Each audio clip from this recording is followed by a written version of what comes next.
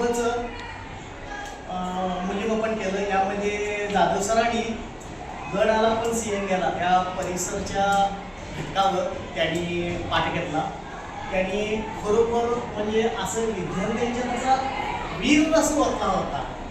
बरोबर म्हणजे त्यांचा पाठ हा अतिशय उत्कृष्ट झाला. हातामध्ये इतिहासाचं पुस्तक नव्हतं, बिन पुस्तक घेणार आपल्या अध्यापनाच्या पद्धतीनुसार त्यांनी पाठ घेतला. त्यांचं फलकलेखन अतिशय छान होतं. सगळ्यात महत्त्वाचं म्हणजे आपण जे त्या पाठाला अनुसरून जी इतर माहिती सांगतो, तर त्या गडाला पण सिंहण गेला या धड्यामध्ये जर तानाजीच्या पराक्रमाचं वर्णन आलंय, त्या पराक्रमाच्या अनुषंगानं त्या विषयाला टच होईल असं तानाजी विषयीचं गाणं सरांनी स्वतः म्हणून दाखवलं. म्हणजे विद्यार्थ्यांच्यात असं बिनरस भरला होता. म्हणजे विद्यार्थ्यांना प्रश्नोत्तर विचारण्याची गरज लागली नाही असा उत्कृष्ट पाठ सरांनी घेतला.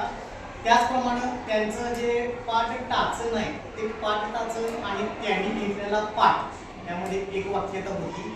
त्याचप्रमाणे त्यांच्या वर्गामध्ये लेसन बघताना आमच्या लक्षात आलं की त्यांचं जे फलकलेखन होतं ते अतिशय उत्कृष्ट होतं. फलकावर सर्व बाबींची त्यांनी नोंद केलेली होती. वार दिनांक पट वगैरे जे काय ते सर्व होते. आणि सगळ्यात महत्त्वाचं म्हणजे मुद्देसूद फलकलेखन त्यांनी केलेलं होतं.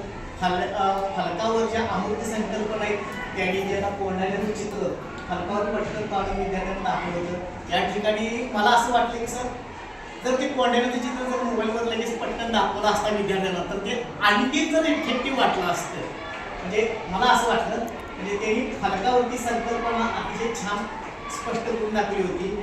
त्याचप्रमाणे त्यांचं एकंदरीत जे अध्यापन वाटलं ते बरोबर उत्कृष्ट असं वाटलं. तर दगडे मॅडम मी सांगू इच्छितो की वरच्या वर्गावर त्याच्यात तास पद्धत आहे, तर त्यांच्याकडं परिसर अभ्यास पण हा विषय आहे. त्याच्यामध्ये त्यांनी चौथीच्या मुलांनी त्यांनी जे प्रश्न विचारले त्यामध्ये मुख्य देशांची नावे, आपल्या तालुक्याचं नाव काय, प्रतापगडावर शिवरायांनी कोणाचा वध केला वगैरे जे प्रश्न होते त्यात मुलांनी अशी उत्कृष्ट असा सहभाग मुलांचा होता. त्याचप्रमाणे इतर जे विषय आहेत त्यामध्ये भाषा विषयाचं नियोजन अभ्यासक्रम पूर्ण होता. मुलं सगळ्यात कविता हवायुक्त म्हणून दाखवत होते. गणितासाठी जर असं नंतर सांगतो पुढचा एक विषय होता. त्यामध्ये कला विषयामध्ये मुलांनी फुलदाणी, घसेकाम, संकल्पचित्र तसंच घराचे मॉडेल टाकावरून टिकाऊ बनवले गेले ते वर्गात लावलेले आहे. असं नाही की ते कुठं दुसरीकडे वर्गात ते बघायला मिळालं प्रत्यक्षात. त्याचप्रमाणे कार्यान्वयन अंतर्गत त्यांनी विद्यार्थ्यांनी संक्रांतचं भेट कार्ड बनवले आणि आकाशकंदील पण तयार केला. आणि वेगळं म्हणजे आम्हाला ते पर्यावरण संरक्षण संदेश देणारे 4 विद्यार्थी बनवले आणि ते वर्गात लावलेले. तसंच चौथीच्या मुलांनी जे झांज पथक सादर केलं ते अतिशय उत्कृष्ट असंच होतं. आणि त्याला अनुसरून गीत पण त्यांनी जे सादर केलं ते सुद्धा अतिशय छान होतं. त्याचप्रमाणे खेळू करू शिकू या विषयाअंतर्गत आकाशकंदील त्यांनी तयार केलेले, कागदाच्या बड्या केलेले.